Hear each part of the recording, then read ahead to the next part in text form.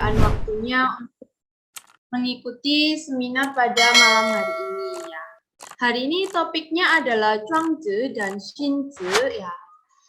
Oke, ini sudah bisa terlihat jelas ya.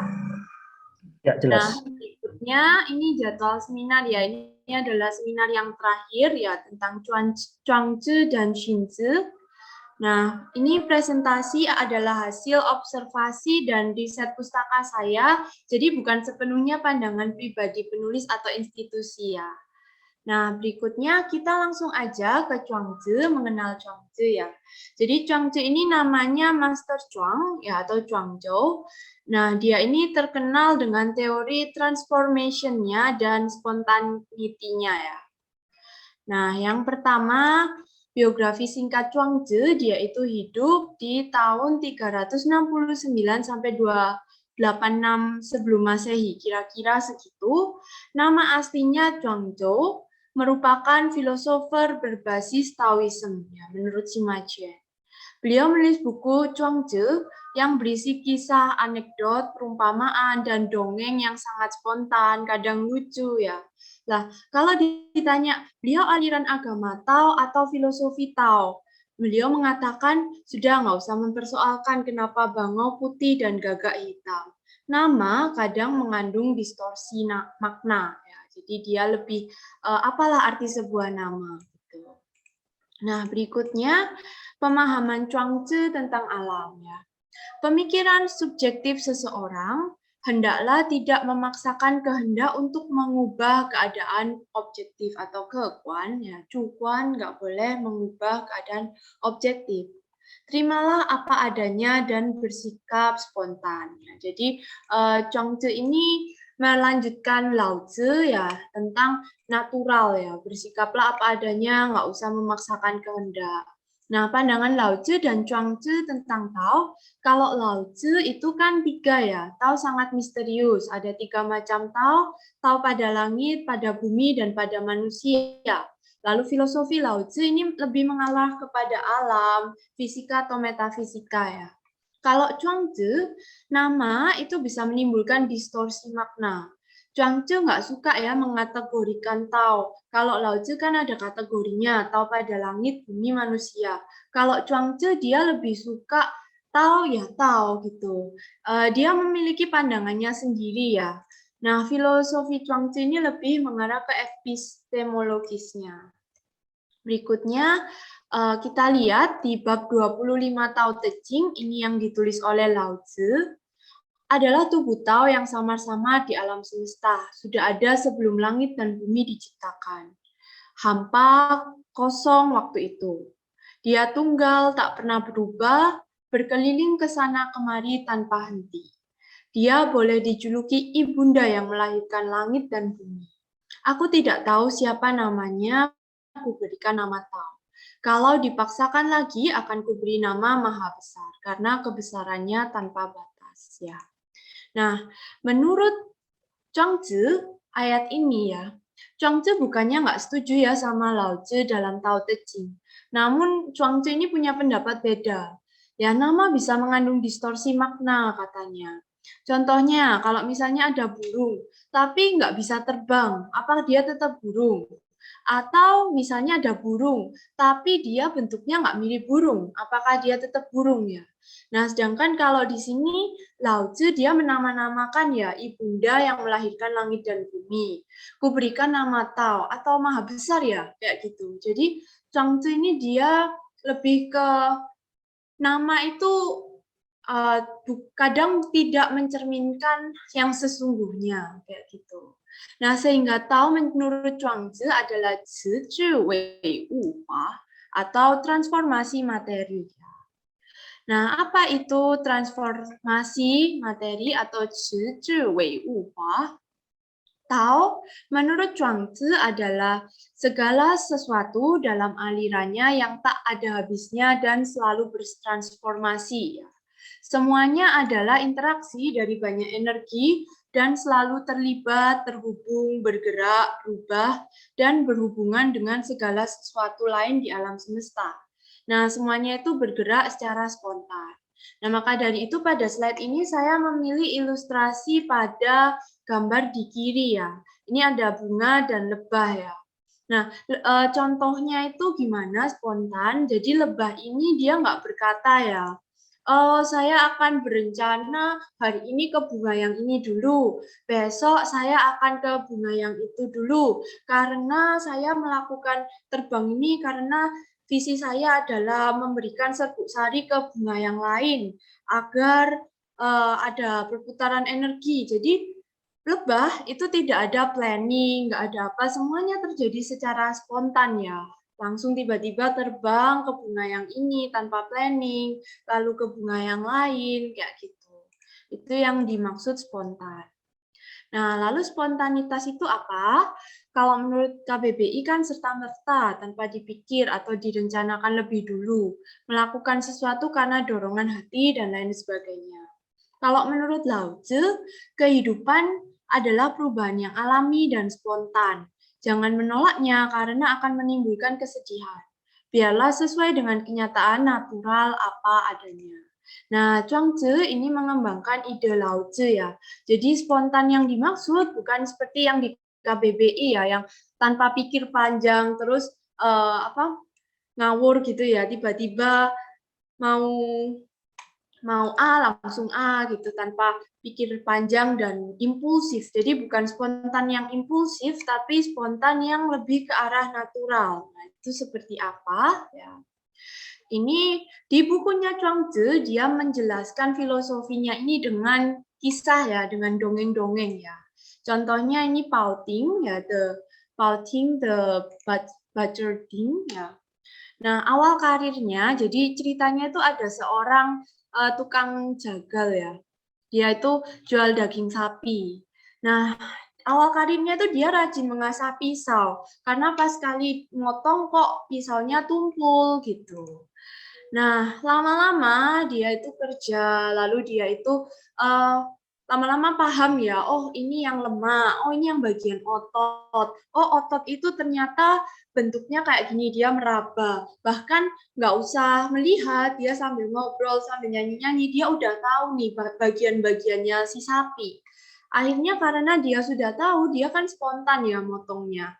Nah, karena dia motongnya spontan, sehingga dia itu sensing ya, setiap bagian otot, lemak, daging, dia nggak perlu berpikir. Nah, maka keuntungannya bagi dia itu nggak perlu ya sering-sering mengasah pisau, karena dia udah tahu bagian yang gampang dipotong yang mana. Nah, menurut Zhuangzi, saat dia itu spontan mengerjakan kesehariannya, mengerjakan motong-motong daging, dia itu bekerja spontan, natural, sesuai dengan Tao. Lalu berikutnya ini ya, ini trend to become spontaneous. Merasakan dunia sekitarmu, bekerja dengan dunia, kamu merasakan Tao, kamu mengubah dunia dengan Tao. Nah, contoh lain misalnya kita belajar main piano ya, pertama kita masih salah-salah, jari yang mana yang buat nada yang mana. Lama-lama kalau kita udah pinter main pianonya, kita sambil merem-merem bisa ya, atau menyetir, kita pertama masih bingung-bingung, lama-lama kita dengerin musik sambil nyetir, kita enjoy. Ini terjadi di semua aspek kehidupan, bahkan mencuci piring, kalau kita benar-benar enjoy the moment, kita itu mengerjakannya dengan spontan, sesuai Tao kalau menurut Zhuangzi. Jadi menurut Zhuangzi, lakukanlah setiap pekerjaan seperti ikan dan burung. Hidup di saat ini dan terkoneksi ke segalanya. Nah, ini jika terkoneksi ke segalanya, maka kamu akan bahagia. Ini kata Zhuangzi. Nah, ini transformation of things or 此智为物化. Ya. Nah, berikutnya ini ya. Bentar. Nah, perubahan musim ya. Perubahan musim bagi Zhuangzi itu hanyalah interaksi spontan energi yang berbeda, mengarah pada fluktuasi spontan dari waktu ke waktu.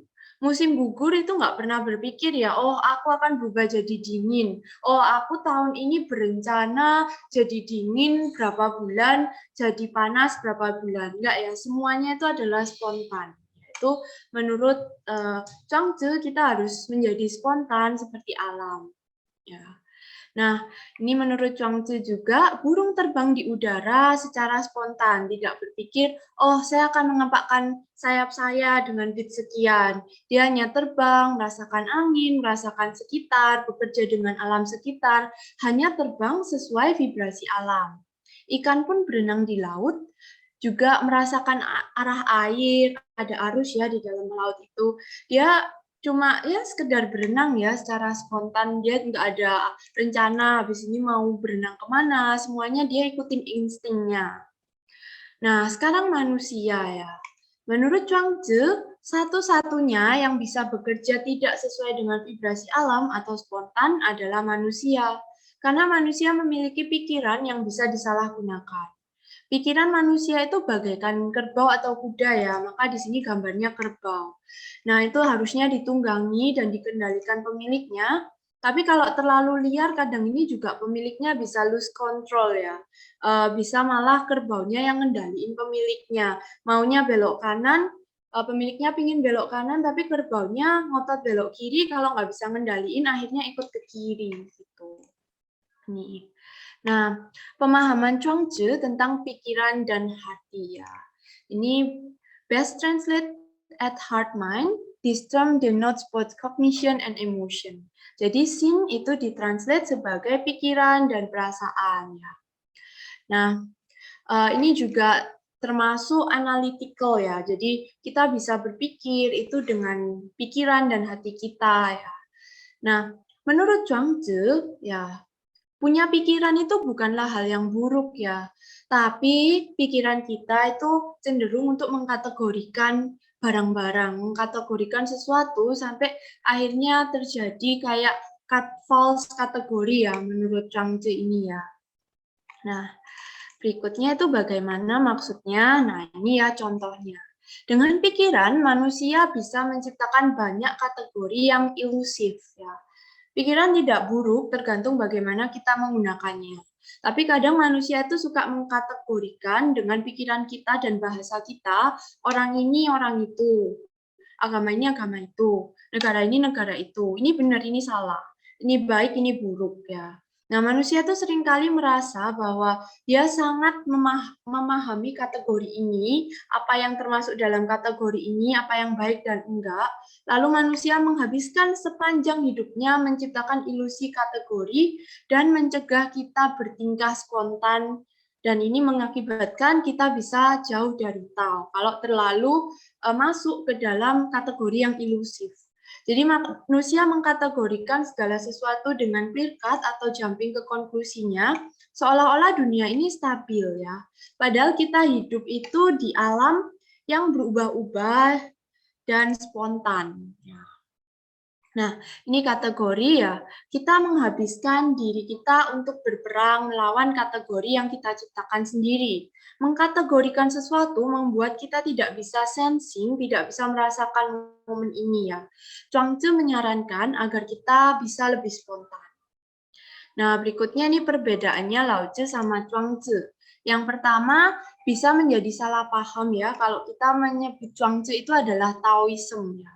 Karena Chuang-Tzu juga nggak suka ya dikelompok-kelompokkan, dikategorikan, oh kamu orang Tao, kamu orang Konfusius, kamu orangnya Mo-Tzu, dia nggak suka ya. Karena Chuang-Tzu juga ada menentang filosofi Lao Tzu juga ya, yang membagi menjadi kategori. Nah, Chuang-Tzu berkata, spontan itu lifestyle, jadi gaya hidup. Spontan bukan berarti melakukan sesuatu tanpa berpikir. Lao Tzu berkata, dengan mengerti Tao, kita bisa mengubah keadaan dengan cara yang halus dan lembut. Nah, ini beda penekanan.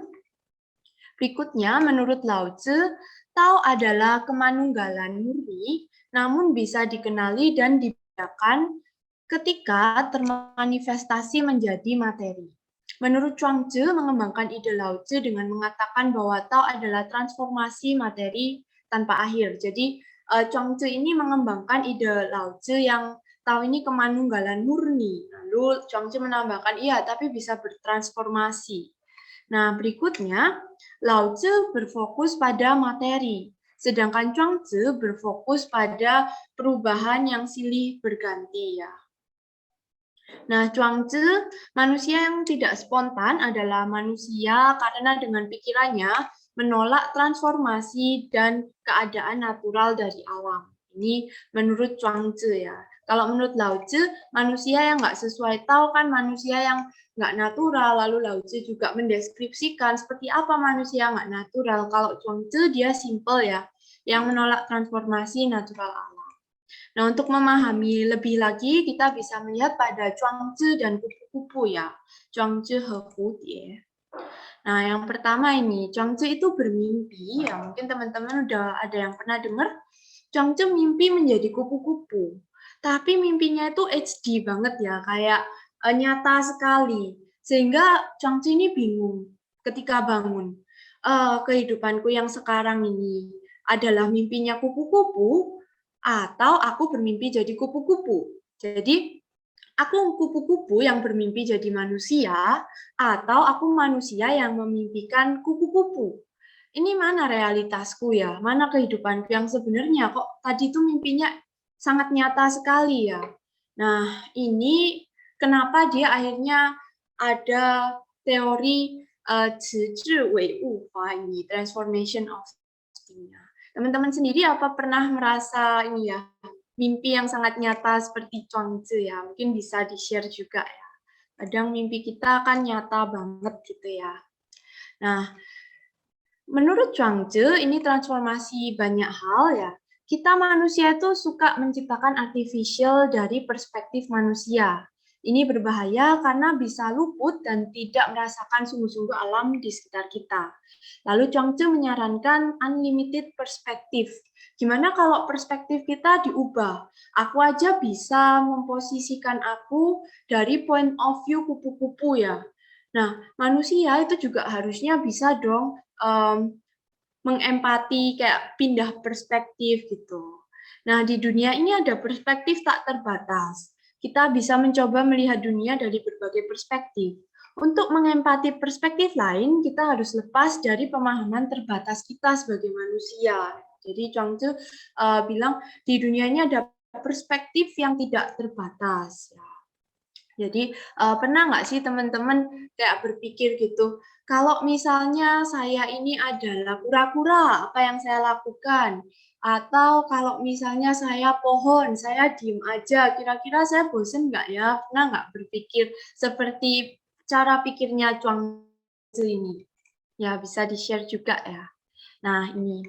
Lalu chapter 18 ya The Supreme Happiness ini dari bukunya Chuangzi yang udah ditranslate di Burton Watson ya.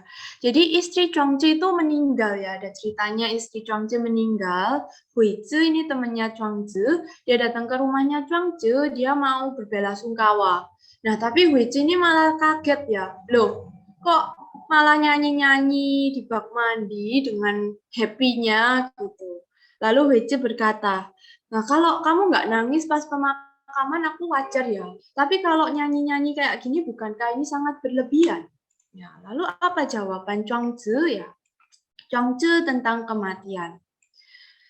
Chuangzi sebenarnya di sini, bentar, kepencet. Nah, sebenarnya Chuangzi di bab ini dia menjawab ya, ketika pertama kali tahu istriku meninggal, aku pun juga menangis seperti orang pada umumnya.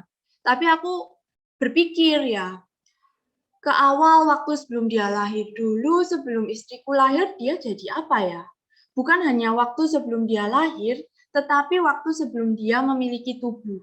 Tidak hanya waktu sebelum dia memiliki tubuh ya, jadi sebelum itu apa ya istriku? Kalau sebelumnya istriku nggak ada wujudnya, kenapa sekarang aku harus bersedih ya? Semua itu hanyalah seperti perkembangan 4 musim. Musim semi, musim panas, musim gugur, dan musim dingin. Nah, ini pandangan Chuangzi tentang kematian. Menurut Chuangzi, semuanya itu spesial walaupun kematian. Namun tidak dalam perspektif manusia kan ya.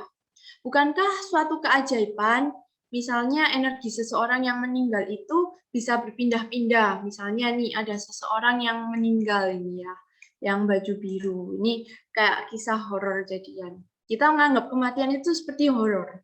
Tapi menurut pandangan Chuangzi, misalnya orang baju biru ini meninggal, jasadnya dimakan oleh ulat. Ya. Lalu ulat dimakan oleh burung. Burung dimakan oleh kucing. Kucing mungkin dimakan singa ya, kayak gitu. Nah, Chuangzi ini melihat keindahan dari yang kita anggap horor. Wah, berarti sebagian energi dari orang baju biru ini pindah ke ulat, lalu bisa pindah jadi burung, lalu bisa pindah jadi kucing, akhirnya pindah jadi singa. Nah, apakah itu bukanlah sesuatu yang indah ya? Alam itu indah gitu. Nah, beberapa dekade lalu sebelum seorang manusia lahir, energinya adalah energi yang berbeda wujud berarti. Beberapa dekade ke depan semuanya juga akan berubah lagi. Selama ribuan tahun semuanya akan berubah-ubah menjadi segalanya. Bukankah itu indah? Kata Chuangzi seperti itu. Berikutnya kebahagiaan menurut Chuangzi ya. This is what the world honors. Inilah apa yang diagung-agungkan dunia ini. Kekayaan, terus panjang umur, nama baik, lalu dunia ini selalu menganggap kita bisa mencari kebahagiaan di kekayaan, makanan, baju yang bagus, terus kita bisa lihat di alam yang indah atau musik yang indah ya. Dia cenderung keluar, mencari ke eksternal. Tapi apa yang dianggap dunia nggak baik, misalnya kemiskinan, orang sekarat atau reputasi buruk ya, semuanya yang pahit-pahit ya, semua kemiskinan dan lain-lain, itu sebenarnya juga bukan sesuatu yang buruk. Kita menganggap yang baik dan yang buruk itu karena kategori ilusi tadi kalau menurut Chuangzi. Nah, tujuan kita adalah melatih diri untuk merasakan transformasi natural itu. Jika kita melihat ke perspektif alam semesta dan terkonek dengannya, kita dapat merasakan kebahagiaan yang sesungguhnya ya. Namun, bila kita memaksakan segala sesuatu harus terjadi sesuai dengan perspektif manusia yang terbatas, kita akan gagal. Nah, ini menurut Chuangzi, kenapa kita harus punya unlimited perspektif? Karena perspektif manusia itu ya kebanyakan apa yang dianggap baik sama apa yang dianggap buruk ya. Nah, itu menurut Chuangzi. Jadi kita juga harus berlatih melihat dari berbagai macam perspektif. Contoh simpelnya kita bisa melatih melihat dari perspektif misalnya yang bukan manusia, kayak kuda, ayam gitu. Kalau aku jadi ayam gimana ya? Nah, menurut Chuangzi, Tao itu apa? Tao itu adalah energi, adalah perubahan konstan, ini dan itu ya. Jadi energi yang berubah konstan itu juga adalah Tao. Nah, ini ada fun fact ya. Kalau di sains, bahkan sel di dalam tubuh kita itu juga berubah-ubah dan beregenerasi dengan konstan. Ada yang sel kita itu 3 hari beregenerasi, ada yang 10 hari, ada yang berapa bulan mati, terus ganti sel baru. Sehingga saya hari ini fisiknya itu berbeda semua dengan saya 10 tahun yang lalu misalnya. Tapi wujud saya kan sama ya, mukanya kayak gini itu karena ada DNA. Ya, jadi ada juga autophagy ya, sel yang kuat makan sel yang lemah. Nah, dengan adanya sistem-sistem tubuh yang seperti itu sebenarnya kita pun juga fisik kita ini selalu berubah-ubah ya. Nah, lalu ada kisah lagi tentang katak dan kura-kura dalam sumur. Ya. Nah, Alkisah ini mungkin teman-teman tahu ya ceritanya mirip kayak peribahasa katak dalam tempurung ya. Ada seorang kura-kura yang bertemu kodok di sumur. Mungkin gambarnya kayak gini. Ini kura-kuranya di atas, kodoknya di dalam sumur. Kura-kura ini datang dari laut timur. Lalu kura-kura cerita pengalamannya, di laut loh, aku tuh berenang, ada macam-macam ikan, terus laut itu nggak ada batasan ya. Kita tuh berenang, aku berenang terus, kok sampai di sini gitu. Nah, kodok gak bisa membayangkan ngomong apa sih kura-kura ini, aku gak paham, bahkan gak bisa membayangkan gimana laut itu. Padahal kura-kura udah mendeskripsikannya. Nah, kita itu seperti kodoknya, kalau menurut Chuangzi. Kita itu pemikirannya terbatas ya. Padahal kita bisa beralih perspektif ke yang tidak terbatas. Nah, ini kalau mau lihat teks aslinya ya. Lalu berikutnya ini. Untuk menikmati air di kolam yang luas ya. Lalu aku ini juga bahagia ya. incredible well, this is the ultimate. Jadi kata yang di dalam sumur itu nggak ngerti ultimate ocean itu seperti apa sih, nggak bisa ngebayangin dia. Nah, unlimited perspective menurut Chuang-Tzu gimana? Kodok di sumur harus bisa mempelajari pemikiran kura-kura dulu. Ya, manusia dengan otaknya yang canggih kadang juga menyalahgunakan kemampuan berpikir lalu mengotak-ngotakkan segala sesuatu. Sehingga kita kehilangan sensing atau koneksi terhadap sekitar kita ya. Padahal bila kita beralih ke kesadaran yang lebih luas, kita bisa melakukan banyak hal yang luar biasa ya. Nah, ini pendapat Chuang-Tzu tentang Konfusius ya. Konfusius itu benar, tapi pada level perspektif manusia, itu menurut Chuang-Tzu. Kalau Konfusius kan melatih diri agar bisa berempati dengan orang lain dan mengubah sekitar. Nah, ini benar ya, sensing Konfusius. Chuang-Tzu setuju. Namun, Konfusius ini fokus ke human nature. Di dalam Lunyi, Konfusius ini masih bilang yang ini baik, ini buruk, ini baik, ini buruk. Tapi kalau Chuang-Tzu, dia lebih melatih diri sendiri untuk tidak melihat dunia dalam pola yang ditetapkan oleh pikiran. Lalu melatih diri untuk berempati, merasakan sebanyak mungkin perspektif di luar limitasi perspektif manusia. Chuang-Tzu mengajak pembaca lewat cerita untuk berhayal dan mengganti perspektif. Jadi ini tujuan dia bikin dongeng-dongeng ya, supaya yang baca itu kalau aku jadi kodok berarti aku bayangin apa ya, kayak gitu. Dia ngajak kita buat melatih itu. Nah, Chuang-Tzu fokusnya lebih pada keseluruhan semesta. Nah, kalau Konfusius menekankan pentingnya menjadi manusia bermoral dan berperilaku baik atau ren, kalau Chuang-Tzu lebih ke tidak menggunakan kata-kata seperti baik, buruk, namun harus melihat dari perspektif lebih luas, melatih empati lebih luas, dan sering ya, semua makhluk akan bahagia bila natural, sesuai dengan alam. Le atau joy yang sesungguhnya adalah di luar limited human perspective. Ya. Nah, mencapai kebahagiaan. Chuang-Tzu mengajak kita untuk melihat perspektif lain dalam ceritanya. Ketika membaca buku, kita juga masuk ke ruang ritual. Nah, ketika selesai membaca, kita menerapkannya dalam keseharian. Nah, yang pertama pertanyaannya, bisakah kita ganti perspektif? Ini buat introspeksi ya, karena setiap pertemuan kita ada introspeksi. Bisakah kita menjalani hidup dengan natural dan menyadari bahwa kita bagian dari energi yang berubah-ubah? Beranikah kita mencoba mengkoneksikan diri ke sekitar? Ini adalah bahan introspeksi diri ya. Bisakah kita hidup dengan bahagia dan mengkoneksikan ke sekitar sesuai dengan sarannya Chuang-Tzu? Nah, ini pernahkah Anda melihat dari perspektif lain atau mengempati makhluk lain? Misalnya, kalau human, kalau orang lihatnya gini, kalau kuda itu lihatnya kayak ada celahnya di tengah. Kalau tikus, dia lebih ke hitam putih, ya, tapi dia lihatnya agak ngeblur-ngeblur. Kalau kucing, penglihatannya dia lebih terang. Kalau burung kayak gini, ya. Pernahkah kita memposisikan diri di makhluk lain ya? Ini juga pertanyaannya untuk direnungkan. Nah, sekarang Uwe dan perspektif. Bagaimana sains menjelaskan dari hampa menjadi unlimited perspektif. Lalu bagaimana supreme happiness ini menurut sains dan bagaimana segalanya terkoneksi sesuai dengan teorinya Chuang-Tzu ya. Nah, kita harus tahu dulu dimensi. Semua yang ada di alam semesta ini adalah di 4D. Ya, ada panjang, lebar, time, ya, ada dimensi, ada space sama time. Kalau kita ini di pertemuan sebelumnya sudah saya ajak untuk visualisasi ya. Yang pertama 1D itu kayak line, kalau 2D dia kayak foto ya. Kalau 3D kita lihat orang tapi orangnya berhenti. Kalau 3D plus time kayak kita lihat video. Kalau 4D itu kehidupan kita ya. Jadi ada time tapi orangnya juga bisa dipegang, terus semua itu bisa kita explore, itu 4D.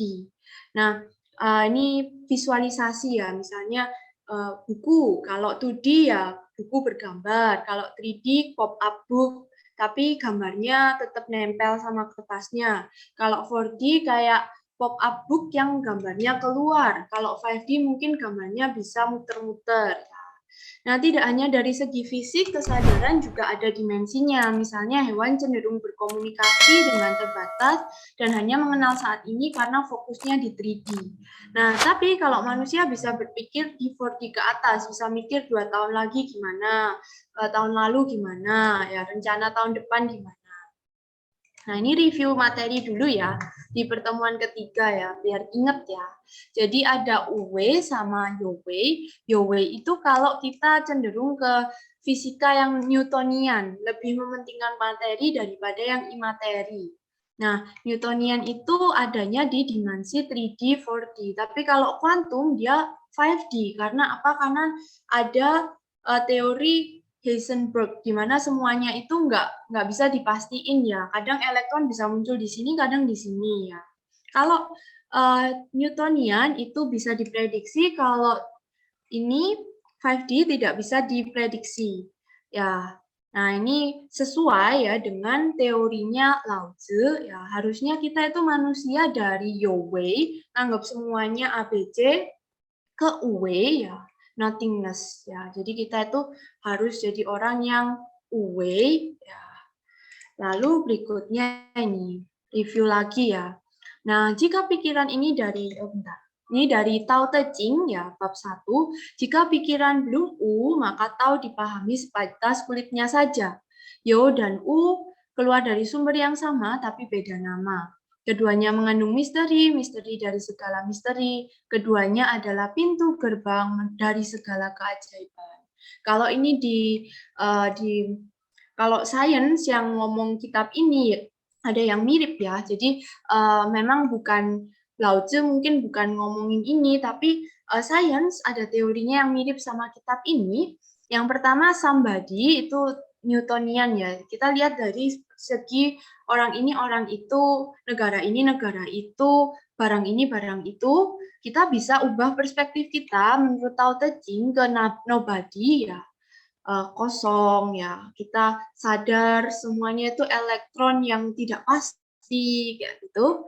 Lalu karena kita sadar dari double slit eksperimen yang sudah diungkapkan di materi sebelumnya ya minggu lalu, kita bisa punya banyak potensi ya dari elektron yang ditembakkan itu menyimpan banyak kemungkinan, bisa jadi everybody, everyone, everything, karena ada satu kemungkinan di saat ini yang bisa menjadi potensi realitas tak terbatas kayak gitu. Nah, ini yang kemarin ya. Nah, lalu analisis kesadaran Chuang-Tzu dulu ya. Realita 3D membutuhkan panca indera ya untuk membuat realita. Nah, semakin banyak orang yang menggunakan panca indera untuk mendefinisikan realitas, semakin kita itu membuat ilusi. Karena mayoritas realitas 3D berbasis pada pengalaman indrawi, ruang, waktu, dan menciptakan keterpisahan. Ini itu ya, ini kalau menurut Chuang-Tzu dan menurut sains. Nah, semua material menempati posisi dalam ruang dan waktu. Ini namanya fisika lokalitas. Nah, berarti kalau Chuang-Tzu misalnya zaman itu ada sains, dia akan berpendapat dia akan lebih ngomong ke fisika non-lokalitas. Chuang-Tzu tidak suka penamaan benda karena sadar akan hal ini ya. Walau beliau tidak mempelajari sains, tapi ya dia sadar akan hal ini zaman dulu. Nah, kita lihat ini inner teaching-nya Chuang-Tzu ya di Chuang-Tzu chapter 13. Oke. Orang menjadi tenang bukan karena tenang itu bagus, namun karena tidak ada sesuatu yang berhasil menghalaunya. Seperti air yang tenang dapat merefleksikan wajah kita saat bercermin, hati manusia yang suci bisa merefleksikan surga dan bumi. Dengan beristirahat, orang menjadi kosong atau uwe. Dengan kosong lalu puas. Orang yang puas memiliki keteraturan dalam dirinya. Dalam keteraturan mereka akan bergerak. Ketenangan alami tidak tercemar. mengenal sukacita surgawi, dan mengalir bersama alam dalam kelahirannya dengan benda-benda lain. Dalam ketenangan, ia bajik seperti yin. Dalam pergerakan, ia bergerak natural seperti yang. Orang yang mengenal sukacita surgawi tidak dibatasi oleh alam, tidak dikutuk oleh orang, dan tidak tegang karena hal-hal duniawi. Orang zaman kuno tidak bertindak karena menganggap langit dan bumi adalah leluhur. Namun karena tidak ada yang lebih spiritual dari langit dan tidak ada yang lebih berlimpah dari bumi. Langit itu tinggi, bumi rendah. Manusia di tengahnya. Ia bagaikan pohon yang mengakar kuat ke tanah, namun batangnya tumbuh tinggi ke atas. Jadi bahasa Inggrisnya as above so below, atau as within so without. Semuanya bergerak natural seperti musim. Manusia atau pemimpin yang berjalan natural akan membiarkan langit dan bumi menyelesaikan misi mereka secara otomatis dan natural. Dalam ketenangan atau memungkinkan manusia untuk meraup apa yang muncul dari surga dan bumi dan berhubungan dengan segala makhluk hidup. Nah, ini adalah Dianzhi Tao, Tizhi Tao menurut Zhuangzi. Ini maaf ada kesalahan teknis ya, taunya yang seperti ini. Ya. Lalu berikutnya ini dengan ini adalah menurut Zhuangzi ya. Zhuangzi mendeskripsikan Dianzhi Tao dan Tizhi Tao ya. Lalu berikutnya dia ini seperti ini ya, review pada pertemuan 3 ada Newtonian sama kuantum. Jelas Zhuangzi karena meneruskan Lao Tzu, dia itu kesadarannya mirip yang kesadaran kuantum dalam dunia modern. Jadi tentang waktu yang tak terbatas, tak linear, relatif ya. Maka dalam ya tadi yang diterang dalam muncullah sesuatu yang tak terbatas ya. Ini realitas potensial pengalaman tak terbatas. Ini yang tadi dibahas di Zhuangzi dan kupu-kupu. Dalam realita yang dalam ketenangan muncullah potensi realitas tak terbatas dan ternyata kata-katanya Zhuangzi itu dikonfirmasi sama sains kuantum. Ya, nah ini jadi karena kemarin kan kita bahasnya cuma sampai 3 tabel ini ya yang Lao Tzu. Karena Zhuangzi mengembangkan pemikiran ini dan benar dikonfirmasi oleh sains modern, ya dari everybody, everyone, everything, dari kemungkinan potensial tidak terbatas, kita itu bisa menjadi anybody, anyone, anything, anywhere, anytime. Ini menurut kuantum fisika ya. Nah, jadi maka dari itu Zhuangzi itu suka melatih orang-orang dengan dongengnya untuk menjadi anything. Misalnya menjadi kupu-kupu, misalnya memposisikan diri sebagai kura-kura atau kodok atau ikan koi. Ya. Karena dia itu dari ketenangan, dari kita melihat segala sesuatu ini, itu, negara ini, negara itu, kita tenang, kita menyadari kita itu nobody, no one. Lalu dalam ketenangan ini menyimpan potensi tak terbatas, realita tak terbatas, sampai akhirnya kita bisa memposisikan diri kita di perspektif yang tidak terbatas. Ya. Nah, ketika kita mengubah perspektif ke 5D, kita dapat menjadi segalanya, maka kita dapat menjadi apa saja, siapa saja, apapun, dimanapun ya. Kalau menurut teori Zhuangzi. Nah, kemarin kita udah bahas ini ya, double slit eksperimen ya, masih ingat nggak? Yang ada elektron ditembakin ya, pinginnya sih kayak gini ya. Ternyata pas elektronnya nggak diamati kok malah kayak gini jadinya gelombang. Tapi pas ada pengamatnya, kenapa kok dia jadi partikel lagi. Nah, yang benar yang mana nih? Kemarin kan itu ya, yang ada kok ada pengamat sama nggak ada pengamat, hasil penelitiannya bisa beda. Nah, elektron itu partikel atau gelombang. Kemarin kan itu ya. Lalu disimpulkan kalau kalau pengamat, kesadaran pengamat itu mempengaruhi hasil double slit eksperimen ini. Nah, sekarang kita kembangin nih, ilmuwan masih penasaran sama ini. Oke ya, ini ada the delayed choice experiment, double slit theory tetap ya. Nah, ini Weller sama Zurek. Nah, Weller ini nguji ya, jadi ini saya gambar di sini ya, biar gampang ya, kan ada celah ganda ya.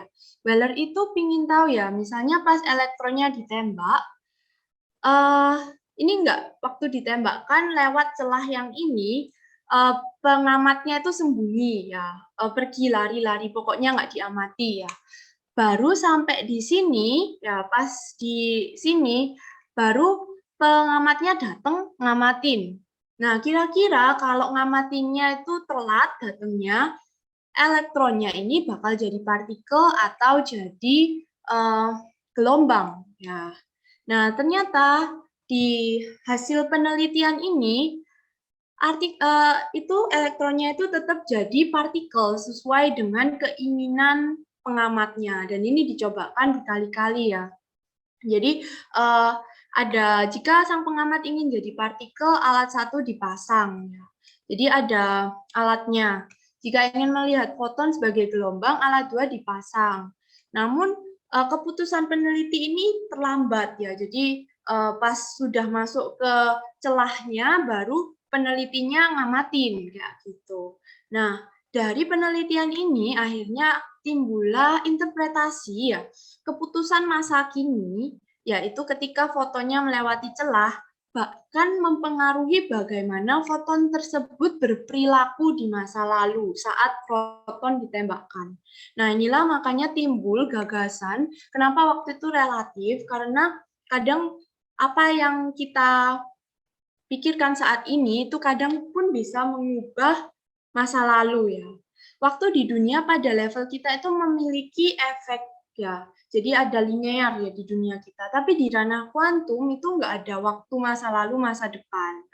Menurut Weller, pilihan yang kita buat hari ini bisa mempengaruhi kejadian masa lalu. Tapi ini baru interpretasinya Weller.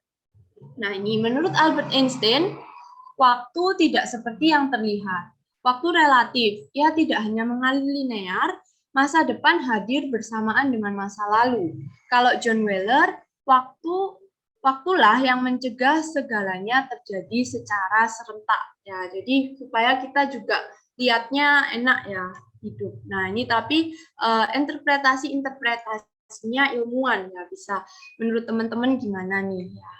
Nah, Chuang-Tzu dan non-lokalitas fisika sekarang. Nah, pembuktian quantum entanglement, ya pada pertemuan ketiga, Lao-Tzu, penulis telah menghadirkan bukti-bukti keterikatan kuantum, atau ada yang pakai foton kembar, dipisahkan, ya ada eksperimen phantom DNA efek, lalu emulsi dan DNA, dan disimpulkan bahwa semuanya itu terkoneksi dan saling mempengaruhi, meskipun terpisah jarak ya, tapi langsung ya untuk pengaruhnya. Nah, maka ini masuk ke non-lokalitas fisika, seperti Chuang-Tzu. Chuang-Tzu kan tidak suka pengkotak-kotakan ya, jadi dia itu non-lokalitas. Meskipun tampaknya terpisah, beberapa benda terkoneksi dengan segala sesuatu di medan energi universal. Contoh, kalau kita menggenggam sekeping batu mulia di tangan, dalam perspektif kuantum, ada bagian energetik batu itu yang eksis di mana-mana. Jadi ada energi batunya yang sedikit kena ke tangan kita, ada energi batunya yang masih ketinggal di tanah ya. Nah, ini masuk ke teorinya Chuang-Tzu ya, transformation of the thing atau 直至为物化tadi. Nah, lalu ini ada eksperimen yang cukup kayak film ya. Jadi CIA Empath Experiment. Jadi ini oleh James Knebel ya. CIA mendanai sejumlah eksperimen awal menggunakan orang-orang yang peka batinnya. Maksudnya itu yang orang nggak usah cerita sia sedih, orang ini sangat berempati sekali sama orang ini dibanding orang-orang lain di situ ya. Nah, CIA itu cari orang-orang yang empati kayak gini ya. Mereka diminta untuk latihan dulu meneruskan pikiran ke lokasi rahasia. Bisa pertama ruangan lain dulu, lalu gedung lain, kota lain atau negara lain, lalu dilatih mendeskripsikan apa yang mereka temukan di sana secara detail, atau scan by coordinate. Nah, program ini adalah pendahuluan sebelum penelitian terkenal di Stanford Research Institute tentang penglihatan jarak jauh. Nah, ini tuh kelihatannya kayak sulap ya, kayak nerawang gitu. Nah, tapi hal ini tuh logis setelah diteliti dalam ranah kuantum. Dengan adanya pemahaman bahwa ada satu medan energi kuantum dalam metrik yang mengoneksikan segalanya. Pikiran dan tentang bagaimana kita berfungsi dalam ruang dan waktu itu mulai runtuh. Nah, maka kalau dicarikan eksperimen apa yang sesuai sama teorinya Chongzhi ini, maka muncullah eksperimen ini ya. Kita semuanya terkoneksi seperti katanya Chongzhi. Ya. Dan ini ternyata penelitiannya berhasil ya. Bahkan kalau dilatih kita bisa lihat untuk bisa mengempati lokasi lain, dan ini nggak tahu ya lanjutannya apakah masih digalakkan. Yang jelas untuk yang penelitian judulnya ini dibilang udah nggak ada. Nah, lalu berikutnya ini, manusia tidak bisa mengalami perubahan energi tanpa adanya perubahan kesadaran. Nah, ini contohnya ya, kalau kita di limited perspektif atau kesadaran 3D, 4D, kadang kita takut kekurangan dan curiga, karena kita menganggap kita ini beda sama orang lain. Kalau expanded perspektif, kita lebih berani ya. Kalau unlimited perspektif, bahkan kita bisa berani, tenang, bahagia. Seperti di Chuangzi bab 13 ada supreme happiness ya. Lalu kalau di limited perspektif kadang kita takut. Kita itu takut besok kalau nggak makan, besok kalau aku nggak dapet gaji gimana. Kalau expanded kita itu sudah ngambil keputusan berdasarkan hati nurani. Kalau unlimited perspektif kita itu keputusannya berdasarkan kenaturalan. Nah, kalau limited kita cenderung membuat kategori semu seperti katanya Chuangzi. Kalau expanded kita lebih logis, kalau 5D kita lebih mempertanyakan mana yang ilusi dan tidak, sehingga nggak membuat kategori semu, lebih spontan. Lalu menyalahgunakan pikiran ya, kalau 3D kita sering membuat kategori-kategori, oh ini orang golongan A, orang aliran B, ini adalah orang yang menyebalkan, kalau ini ya agak menyebalkan, ini sangat menyebalkan, ini baik gitu. Kalau 4D, kita sudah dapat mengontrol emosi dan pikiran. Lalu, kalau 5D, kita hidup di saat ini dan mengontrol pikiran dan emosi sepenuhnya. Ini tadi contoh ini ya, contoh diagramnya ya. Jadi, lebih ke kesadarannya. Kalau tadi yang visualisasinya. Kalau secara indera, kalau kita condong di yang keterpisahan, kita jadi nggak terkoneksi dengan sekitar, kita fokus ke urusan kita. Kalau ini sudah lebih bisa merasakan angin, merasakan, oh asik ya ada burung-burung berkicau. Lalu kalau lebih tinggi lagi, kita lebih empati, lalu kita bisa melatih perspektif kita dari banyak hal. Kalau kodok itu kira-kira perasaannya gimana ya? Kalau ikan gitu. Lalu panca indera, kalau 3D ya lebih ke fokus ke apa yang kita lihat, realitas berdasarkan panca indera. Kalau 4D panca indera lebih peka, misalnya lihat rumput lebih hijau, lihat angin lebih kerasa dingin ya. Nah, lalu kalau 5D mungkin bisa lebih peka lagi sampai mungkin nafas kita di paru-paru itu ada orang yang bisa ngerasain nafasnya, angin masuk paru-paru itu bisa. Lalu mata, hidung, mulut, kulit, dan sebagainya, atau your way. Kalau expanded sudah mulai ini ya, merasakan nafas dan lain-lain.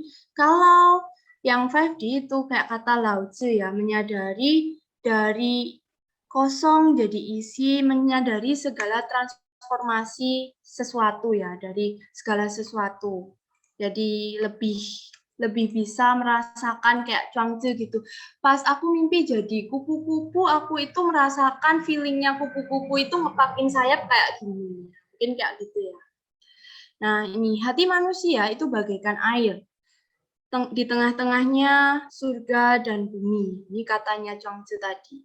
Bila tenang, itu bisa merefleksikan surga dan bumi.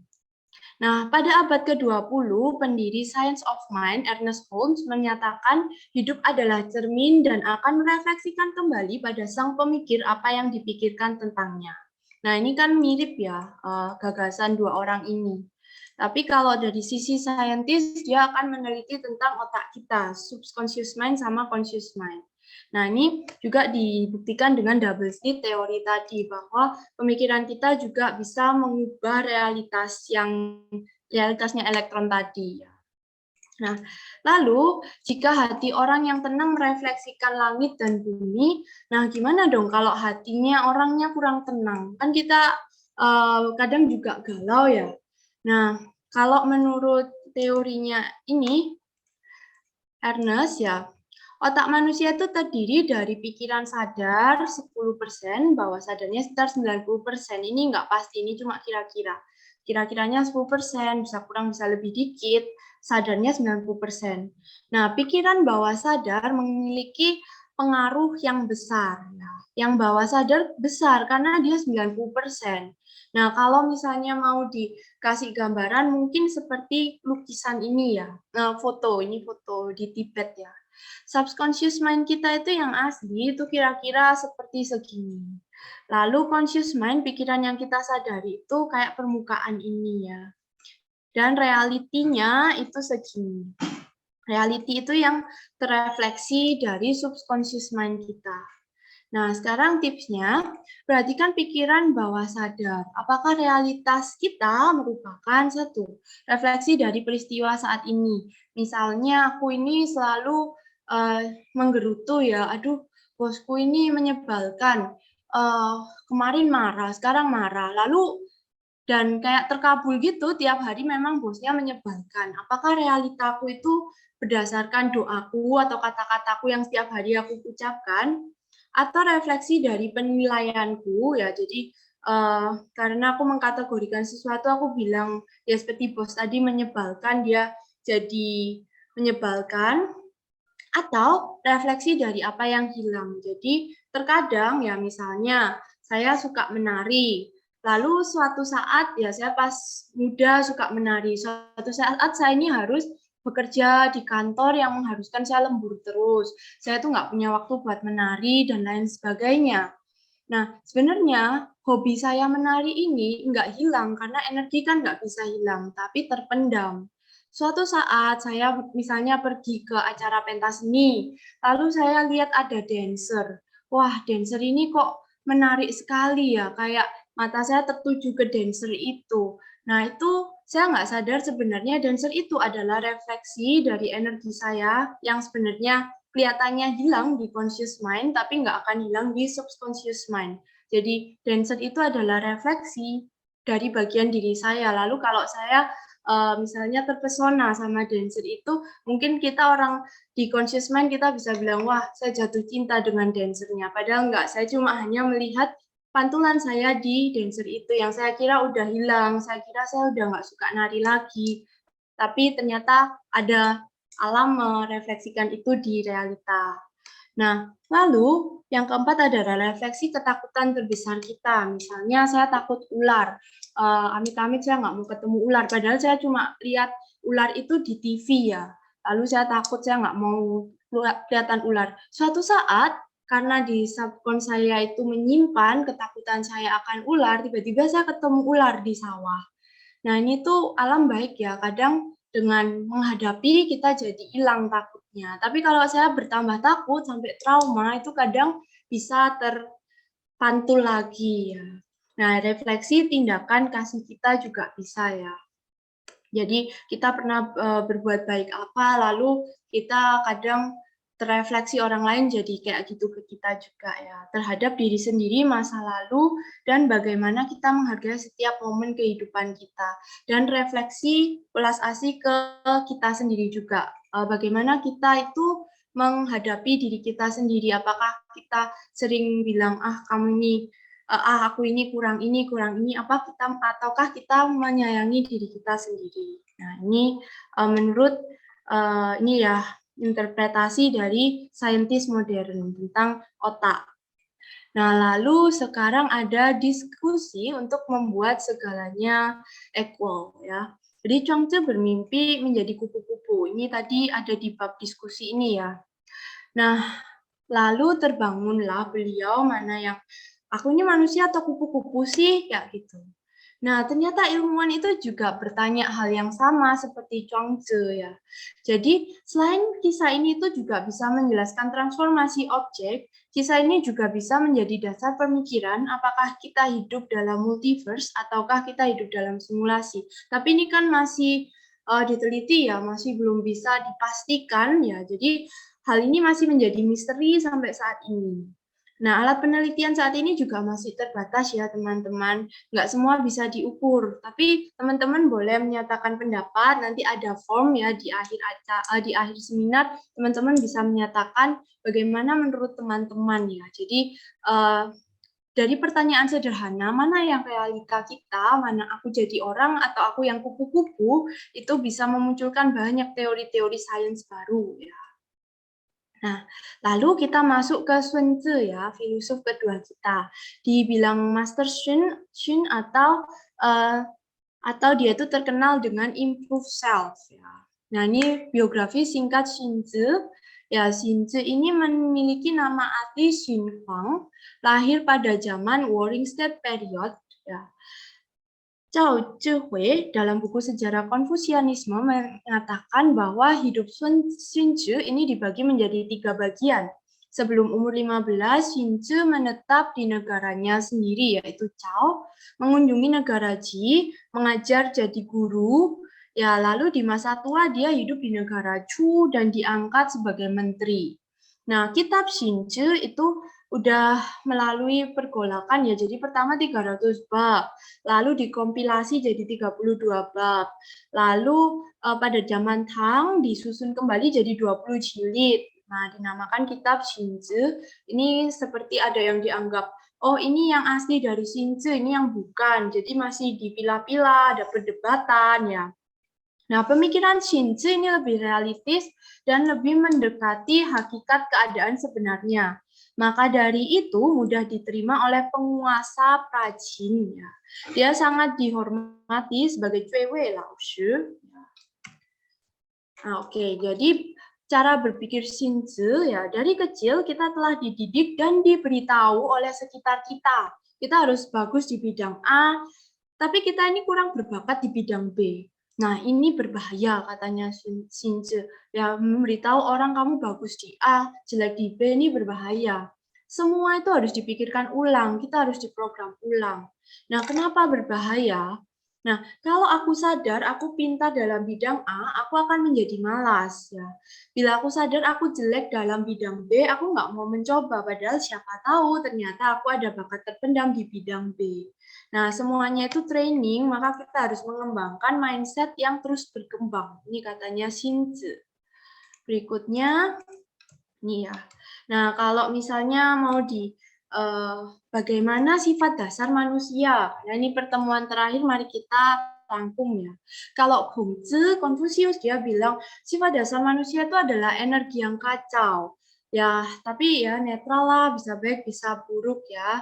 Namun ada talenta-talentanya beda-beda. Kalau Mongju ya baiklah, orang dasarnya baik, orang punya hati nurani dari Tuhan ya. Kalau Lao Tzu, bayi yang lahir itu pure. Ini dalam Tao Te Ching bab 55. Jadi Lao Tzu cenderung mengarah ke baik ya. Kalau Chuang Tzu, apa itu baik dan buruk ya? Apa itu? Aku nggak suka kategori. Kalau menurut Xin Tzu, bahasa Mandarinnya itu itu artinya buruk ya. How Xin. Nah, yang dimaksud itu adalah egoistik. Nah, sifat manusia semula adalah jahat, suka kekayaan dan keuntungan diri sendiri, egois, pembenci, dan cemburu. Kalaupun ada orang sage, ya orang bijak kayak Confucius, Lao Tzu, dan lain-lainnya, itu kan hasil dari mereka itu, hasil pendidikannya mereka. Mereka itu bekerja keras supaya jadi bijaksana, kayak gitu. Ini menurut Sun Tzu ya. Nah, berikutnya ini. Nah, semua yang baik itu dilatih dan bukan natural kalau menurut Xinzi ya.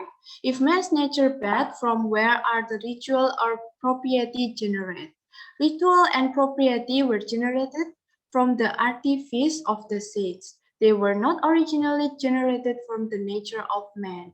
Maka dari itu ada ritual makanya ada cara bagaimana cara menjadi sopan dan lain-lain karena sifat asli manusia itu buruk kalau menurut Xinzi. Ya. Lalu berikutnya ini ya. Jadi Xinzi ini memberikan perumpamaan kita itu bagaikan tanah liat. Kita nggak tahu mau dibikin apa. Nah, tanah liat itu kan ada yang menonjol di bagian sini ya. Sebentar. Di bagian sini, ada yang agak menonjol di bagian sini ya. Itu semuanya ya memang natural kayak gitu ya. Tapi kita nggak bisa mengejudge kalau tanah liat ini, oh karena kamu menonjol di bagian sini, kamu lebih cocok jadi pot.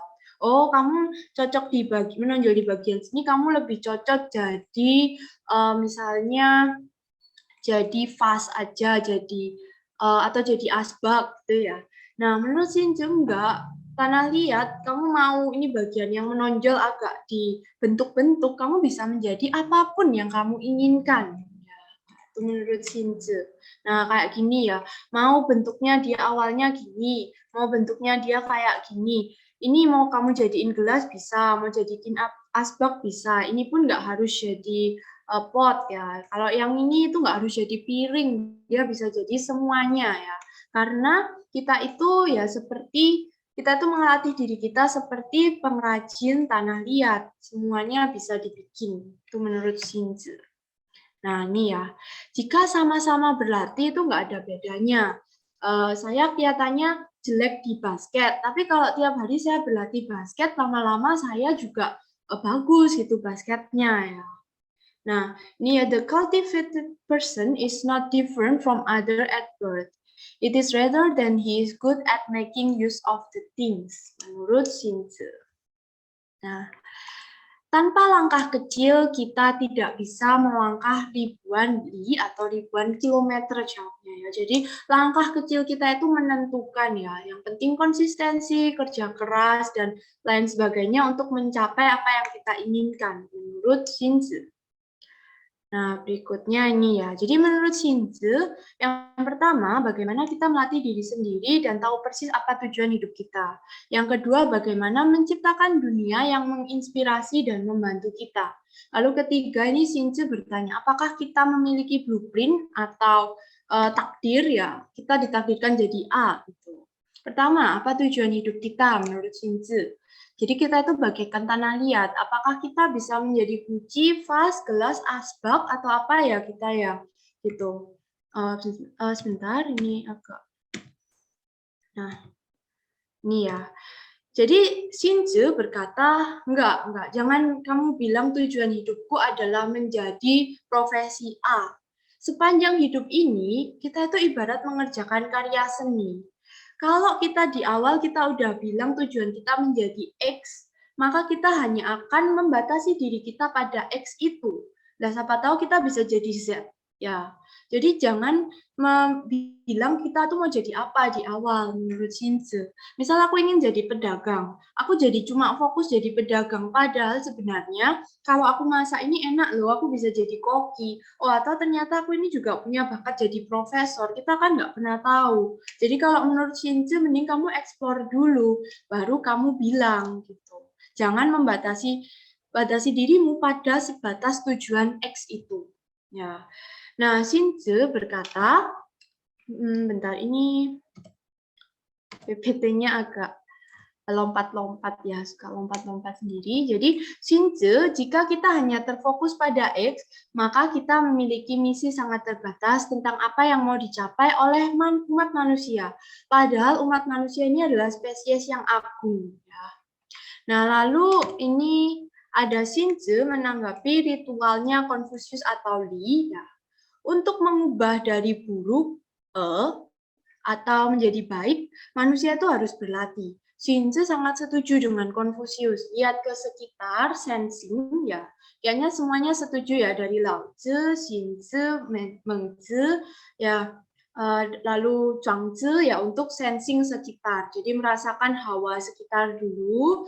Lalu kita latih emosi kita, rasakan segalanya dengan lebih baik, kita merespon segalanya dengan lebih baik. Lalu, tapi Xinzhi menambahkan sedikit, yaitu self cultivation. Ya, nah ini ya.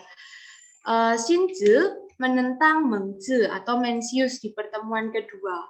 Nah, kalau Mencius kan bilang ya, kita ini punya hati nurani. Setiap manusia itu sejak lahir ada goodness, ada keadilan, ada wisdomnya, ada kesopan santunannya. Kita tinggal menyirami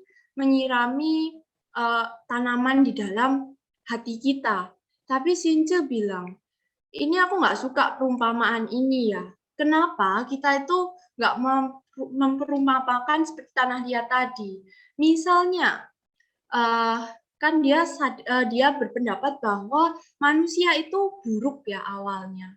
Kenapa kita tidak membuat perumpamaan seperti kayu yang bengkok? Kayu yang bengkok itu nggak bisa meluruskan dirinya sendiri. Gimana kalau asalnya itu manusia itu buruk, lalu dia merasa dia udah baik, lalu dia nggak ngapa-ngapain, dia cuma ya pokoknya kan semua manusia baik gitu. Nah itu Xinzhi tidak setuju. Menurut Xinzhi, Mengzi ini sangat berbahaya ya.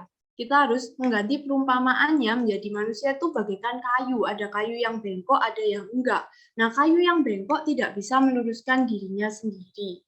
Nah yang pertama, jika kita udah merasa ada di tempat yang tepat, kita menjadi berpikir semuanya akan berjalan otomatis.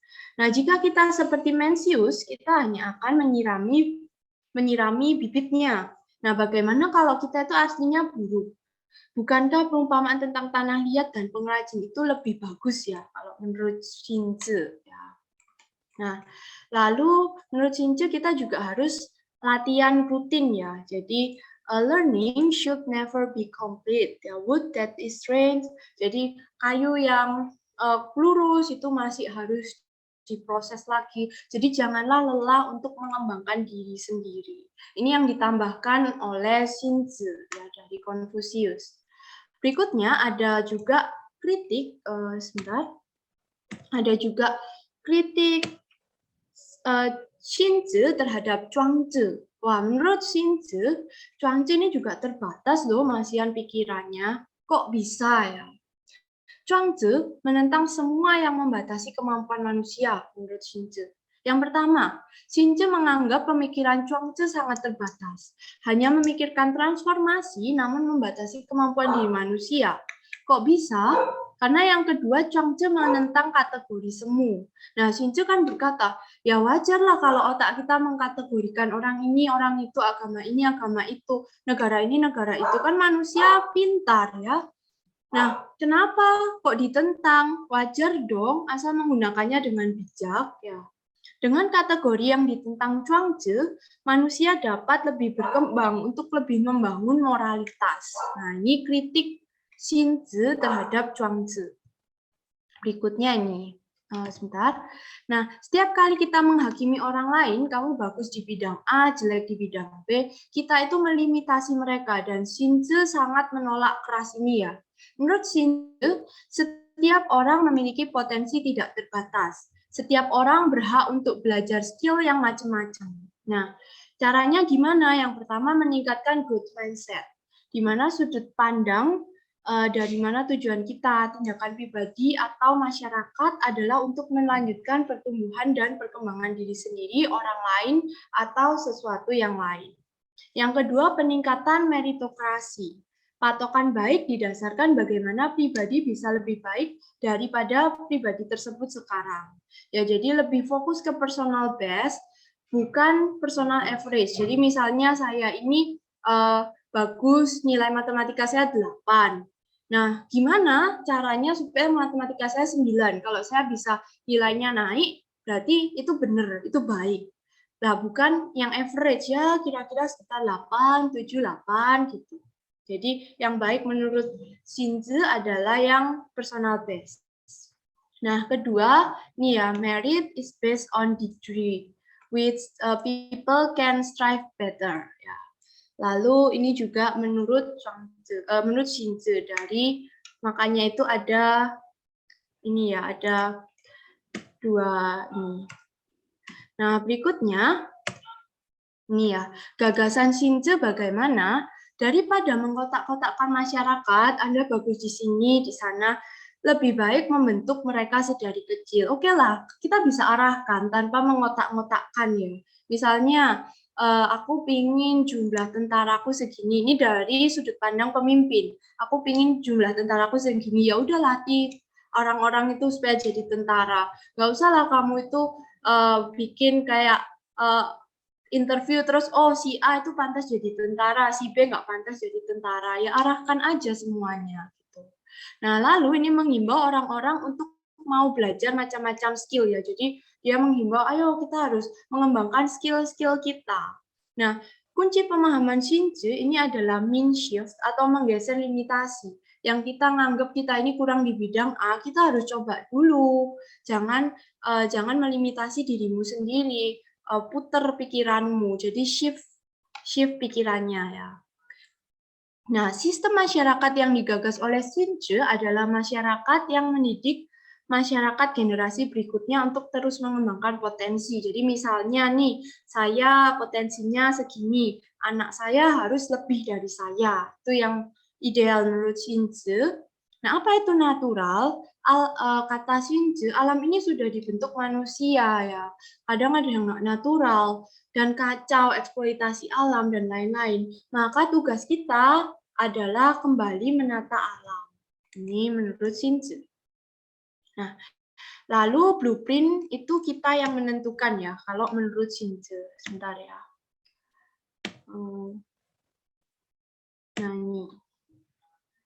Nah, ini blueprint kita yang menentukan. Jadi, 1, mengasah kemampuan diri sendiri dengan mengubah limitasi kita dan hidup sepenuhnya jadi manusia. Kita harus jadi manusia yang unlimited menurut Xinzhi, lalu mengkonstruksi masyarakat dan generasi mendatang agar selalu berkembang. Yang ketiga, memperbaiki alam sesuai hakikatnya akibat ulah manusia yang merusak alam. Jadi ada 3 poin ya. Dan menurut Xinzhi, kita itu yang menentukan nasib kita. Nggak ada kita ditakdirkan jadi A atau jadi B. Gitu. Lalu alam menurut Xinzhi, bentar. Nih. Alam menurut Xinzhi, alam itu bisa dipelajari ya. Jangan berhenti mempelajari alam. Xinzhi sangat mendukung teknologi dan pengetahuan. Nah, ini karena latar belakangnya Xinzhi itu zaman-zaman maunya dinasti Jin itu sudah berkembang banget untuk astronominya dan lain-lainnya, dan dia sangat senang dengan perkembangan teknologi, ya dia antusias sekali. Maka Xinzhi berpegang pada ajaran Konfusianisme, bahwa ada Shaoren dan Xinzhi. Shaoren itu yang buruk-buruk, Xinzhi itu orang yang baik-baik. Nah, jika kamu berjiwa Xinzhi, nggak perlu takut pada perkembangan ilmu pengetahuan. Ngapain takut ya? Tidak akan mencampuri cara kerja alam kok, tetap natural gitu. Jika mencampuri cara kerja alam, maka akan berselisih dengan alam, maka akan hancur dengan sendirinya. Jadi tetap pada kaidah alam yang natural, tapi tetap mengembangkan teknologi. Kalau menurut Xinzhi, alam itu konstan dan berpola. Pahamilah alam dan jangan menerka-nerka kemauan alam. Nah, contoh zaman dulu kan gerhana dianggap hukuman, bakalan terjadi bencana. Zamannya Xinzhi ini enggak ditentang ya, karena udah ada astronomi. Nah, berikutnya ini ya, konsep alam ya, alam dan langit. Kalau Lao Tzu itu tahu pada langit adalah sesuatu yang mutlak dan tak terbayangkan dan misterius. Kalau Chuang Tzu, hati manusia cerminan langit dan bumi. Kalau Mo Tzu, orang yang menuruti kemauan langit akan diberi pahala, dan sebaliknya, musibah itu hukuman. Nah, Xinzhi menanggapi 3 orang ini. Yang pertama, Lao Tzu.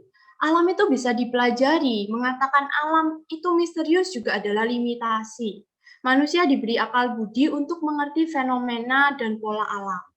Kalau menanggapi Chuangzi, nggak setuju kalau manusia adalah alam itu satu kesatuan ya. Namun dia meyakini manusia ciptaan Tuhan ya. Nah ini jadi dia nggak setuju sama itu kuantum fisik yang tadi juga ya. Nah lalu berikutnya menanggapi Mozi, jangan mengaitkan bencana dengan hukuman bagi manusia. Alam itu nggak memihak. Nah, kadang meskipun rajanya bijaksana, negaranya juga ada banjir, gempa bumi. Pahamilah dulu fenomena alam dan polanya, janganlah menerka-nerka. Ya. Jadi, itu menurut Xinzi. Ya. Nah, berikutnya, mengapa manusia cenderung memberi limitasi? Ya, kalau menurut sains ya sekarang. Karena ini dari bukunya Joe Dispenza tentang otak ya, tentang reprogramming yourself ya, reprogram subconscious mind. Nah, ketika kita melihat sesuatu di luar kita atau realita, informasi itu masuk ke dalam otak kita. Dari informasi yang masuk ke otak, kita membuat suatu jaringan pola yang merefleksikan interaksi dengan dunia luar. Jadi pas kita melihat sesuatu, langsung di otak kita ada jaringan-jaringannya ya. Lalu saat proses itu berlangsung, ada chemical atau kimia yang muncul. Nah, ini makanya kita ada emosi ya, ada perasaan. Jadi kita ada reaksi dari sesuatu yang kita lihat. Nah, pengalaman kita ini membuat pola spesifik pada neuron, menjadikan memori yang disertai emosi. Jadi pas kita mengingat-ingat kejadiannya kan ada emosi juga. Oh, ketika aku pergi ke Bali, aku senang. Oh, ketika aku makan ini, oh makanannya nggak enak. Ada emosi ya, memori kita itu. Berikutnya ini. Nah, mengapa? Karena yang pertama ya, memori itu kalau misalnya mau dibuat kayak rumus gitu ya, memori adalah memori yang ditumpuk memori itu jadi kebiasaan ya. Biasanya aku pagi-pagi minum kopi, mandi, lewat jalan tikus ke kantor ketemu ABCD itu jadi kebiasaan. Kebiasaan yang terus dipupuk akhirnya jadi perspektif. Perspektif adalah pandangan manusia apa yang manusia anggap benar. Sayangnya dalam keseharian manusia seringkali nggak sadar bahwa itu perspektif. Jadi kadang ada orang yang ada anggapan ya pokoknya begini titik. Jadi nggak ditelisik dulu dari mana aku punya pandangan A. Jadi ya pokoknya yang benar itu ini gitu ya. Nah, perspektif yang membatasi itu contohnya gimana? Ini cuma contoh aja ya. Misalnya, aku tuh baru bahagia kalau aku punya pasangan, materi, dan hiburan. Kalau aku miskin mah, aku tuh sedih. Ya, yes, pokoknya begitu, gitu. Pokoknya begitu. Manusia itu selalu lemah, nggak berdaya. Apalah aku yang hanya manusia. Atau aku itu nggak berbakat di A. Ya, aku itu nggak bisa kalau suruh ngomong sama orang. Ya, pokoknya begitu, gitu ya. Kalau aku udah gemuk segini udah nggak ada harapan buat bisa diet lagi gitu. Jadi nggak dikaji dulu, ya mungkin aja dia bisa kurus ya, tapi nggak dikaji dulu karena dia memahami bahwa itu yang benar ya. Misalnya, oh kalau muka aku pas-pasan aku nggak bakal bisa dapet wanita cantik ya. Padahal mungkin ada wanita cantik yang mau sama dia atau fisikku itu nggak sekuat atlet ini, mana bisa aku melakukan olahraga itu, padahal juga belum dicoba. Ya, misalnya kayak gitu ya. Nah, kalau nanti menikah dan punya anak, aku pasti nggak bisa santai-santai lagi, padahal belum tentu ya, tergantung situasinya nanti, dan lain sebagainya. Tapi itu adalah perspektif yang kadang-kadang kita yakini adalah benar. Ya. Nah, itu makanya kenapa manusia ada limitasi yang disinggung oleh Xinzi. Kalau perspektif dipupuk terus, nanti jadinya adalah paradigma. Nah, apa yang kita anggap normal dan tidak normal. Menjalani rutinitas monoton misalnya itu normal ya, orang harus gini. Kalau ini nggak normal ya. Kalau nggak suka mencoba hal baru adalah normal karena usia dan kesibukan. Tapi kalau misalnya kamu udah usia, banyak tingkah, kok kayak tua-tua keladi itu nggak normal, misalnya gitu ya. Jadi ada paradigma. Nah, ada sebuah eksperimen ya tentang tikus yang diletakkan di situasi yang nggak berubah, yang monoton itu aja. Hasilnya jika kegiatan tikus ini terlalu monoton, maka tidak timbul sel otak baru. Ya timbul tapi sesuai siklus ya. Jadi nggak ada seperti aliran neuron baru gitu ya. Akibatnya otak tidak berkembang dan kurang sehat. Nah, itu bagaimana mau timbul sel atau aliran neutron baru kalau emang cuma monoton dan gitu-gitu aja, akhirnya nggak berkembang gitu ya. Nah, bagaimana memprogram pikiran bawah sadar kita? Ini dari buku yang di sebelah kanan ya. Nah, persepsi yang membatasi adalah program bawah sadar yang sudah terbentuk karena pengalaman akumulatif. Seperti katanya Shinzu, persis ya. Namun kita bisa mengubahnya. Cobalah skill baru seperti Shinzu.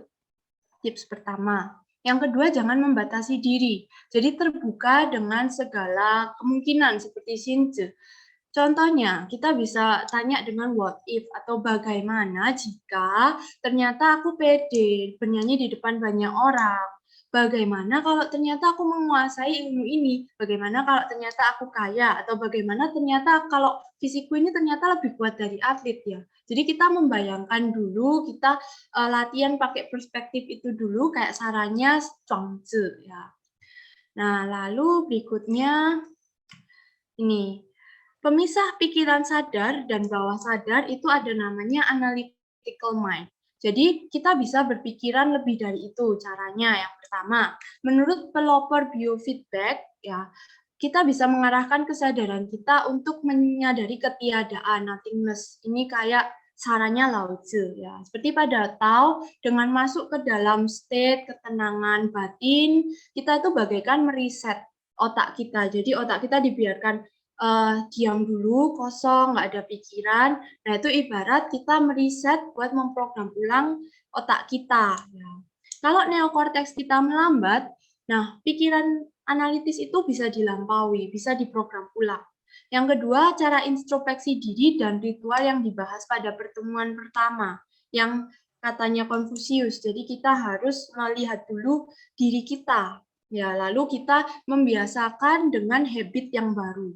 Yang ketiga, kita bisa mengubah pandangan. Siapakah diri kita sebelum kita memprogram kita? Ini bagian lebih dalam dari introspeksi diri. Jadi kalau misalnya dulu guruku waktu SD nggak bilang aku baik di A, kira-kira aku baik di mana ya? Kalau mamaku dulu nggak bilang aku karakternya seperti ini, kira-kira karakterku seperti apa ya? Kayak gitu. Nah, ini ya, gambar yang kiri itu kalau kita tidak membatasi diri dan mencoba hal baru seperti Shinzu.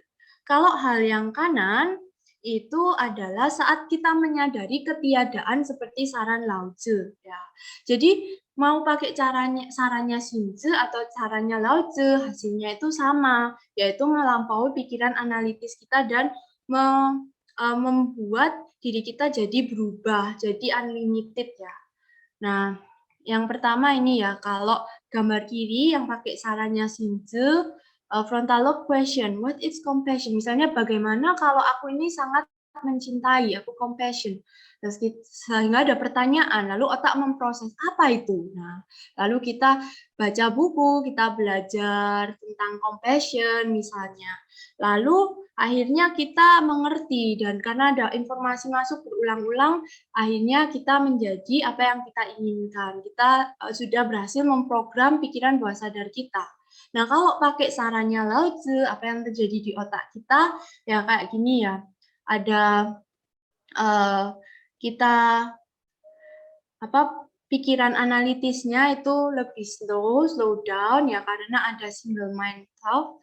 Terus habis itu pikirannya jadi slow down, akhirnya kita tenang, relax, menyadari kita hanya ada di saat ini atau kita sensing angin-angin di sekitar kita dan lain sebagainya. Akhirnya pikiran kita kan jadi tidak menganalisis lagi sehingga pas kita mau memprogram ulang itu bagaikan kanvas yang udah dihapus ya gambarnya, kita bisa gambar-gambar lagi.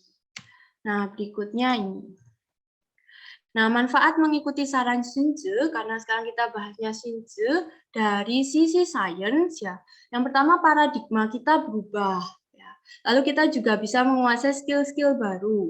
Kita jadi lebih mengenal diri sendiri, lalu kimia di badan kita itu juga berubah, hormon kita berubah, sistem tubuh kita berubah, jadi lebih sehat, jadi berkembang juga tubuhnya. Lalu seperti virus ya, seperti pandemi saat ini, pandemi itu bisa menyebar ya, jadi hanya satu kota ke seluruh dunia. Nah, kita juga harus positive thinking bahwa wellness atau kebajikan, energi baik, dan semangat kita itu juga bisa nyebar ke orang sekitar. Kalau kita senang, mungkin sekitar juga ke bawah suasana karena kita bahagia ya. Nah, apakah Anda mau meluangkan waktu untuk membongkar paradigma Anda? Benarkah manusia itu lemah, terbatas, dan butuh sesuatu dari luar dirinya untuk membuatnya bahagia dan merasa aman? Ya, aku akan bahagia kalau. Ya. Apakah benar seperti itu? Apakah ya kita bahagia-bahagia aja meskipun situasi kita berubah-berubah seperti kata Chuang-Tzu. Nah, ini tambahannya kita harus mengetahui limit kita, tapi buat apa? Buat mengembangkan lagi untuk berusaha melampaui limitasi kita. Nah, kita harus ingat bahwa setiap hari kita adalah hari-hari terpenting ya. Nah, ini saya kasih contoh saja, saya suka lomba lari ya. Kalau saya lomba lari itu saya sering didahului oleh orang-orang tua, padahal usia saya masih muda. Dan orang-orang tua ini berprestasi ya, contohnya yang ini ya, dia finish, ini full maraton ya, 42 kilo, hanya 2 jam 55 di Changzhou. Yang ini udah 96 tahun, dia beda 1 menit sama yang ini ya. Yang ini di Toronto, orang umur 73 tahun itu 2 jam 54, jadi yang tercepat yang ini ya. Kok bisa ya, padahal ya pada Borobudur Marathon itu kan dimenangkan atlet nasional Indonesia. Waktunya 2:32, tentu lebih cepat ya, karena atlet nasional Indonesia ini udah emang hebat, ya orangnya hebat, dan usianya juga lebih muda. Nah, tapi ini kan nggak jauh beda ya, nggak jauh beda. Bahkan saya aja hanya menyelesaikan ini 4 jam. Nah, mereka bisa 2 jam dengan usia-usia yang sudah lanjut. Padahal banyak limitasi orang yang bilang, Pak usia tua nggak akan se-fit sekarang bodinya. Dan itu dianggap sebagai paradigma. Yang ya pastilah kalau misalnya tua itu kekuatan itu pasti kalah sama anak muda. Tapi ternyata enggak juga. Gitu. Dan ini yang terfoto ya, kalau misalnya kita lihat on the spot di lomba larinya beneran itu sangat banyak sekali orang tua-tua yang sangat kencang. Nah, lalu menurut sains lagi ya, kita harus mengubah paradigma kita dari survival mode atau yang stres ya, kita sedih dan lain-lain, limited possibility. Kita tahu kita harus merubah paradigma kita ke kreasi. Nah, dengan kita merubah paradigma aja, otak itu adalah presiden dari sel-sel kita, dari segala organ-organ kita. Kita itu langsung otomatis lebih sehat, lebih mencintai, dan lebih koheren ya untuk badan kita. Nah, berikutnya ini ya, untuk wisdom-nya yaitu tabelnya kalau secara saintis kayak gini ya, learning knowledge ya kita ini sekarang belajar kan ya. Nah, ini bagus sekali. Nah, ini kita jadikan berpikir. Nah, berpikir itu masuk ke otak kita. Tapi kita juga kalau mengerjakan apa yang sudah kita peroleh, ya itu kita bisa badan kita itu juga mengalami perubahan. Kita juga punya pengalaman baru. Dari situ ya dari kita tahu knowing, lalu kita being, kita menjadi itu, kita mendapatkan wisdom-nya ya. Sehingga secara misalnya ada soul kita juga berkembang. Nah, itu ya thinking to being. Jadi thinking setelah berpikir kita juga merasakannya, lalu kita juga menjadi itu. Kalau di Confucius kita udah belajar ya caranya supaya kita bersyukur. Nah, kalau misalnya kita sudah bisa mengaplikasikan thinking ke being, kita itu otomatis berhasil mengaplikasikan gagasan atau idenya Xinzi. Ya. Di titik ini kita nggak usah bagaimana ya untuk menjadi bahagia. Kita kan pertama pasti mempraktekkan, mengupayakan untuk bahagia dan bersyukur. Tapi kalau kita sudah being, kita akan sudah bahagia dan bersyukur. Jadi kita nggak perlu mencoba bagaimana caranya untuk bahagia, tapi kita udah bahagia dan bersyukur. Seperti katanya Chuang-Tzu, the supreme happiness. Kalau kita natural, kita otomatis bahagia. Nah, itu dijelaskan lebih detail sebenarnya sama Xinzi ini, lalu dikonfirmasi oleh sains modern. Jadi, bedanya kalau kita cuma thinking, kita mengupayakan untuk bahagia. Lalu kita mencoba merasakan kebahagiaan itu. Kalau kita udah being, kita sudah bahagia dan bersyukur. Nah, ini terima kasih ya. Jadi saya di sini hanya menyampaikan materi. Nah, ini untuk being, nah tugas masing-masing dari kita. Terima kasih. Ada pertanyaan dan diskusi dipersilahkan.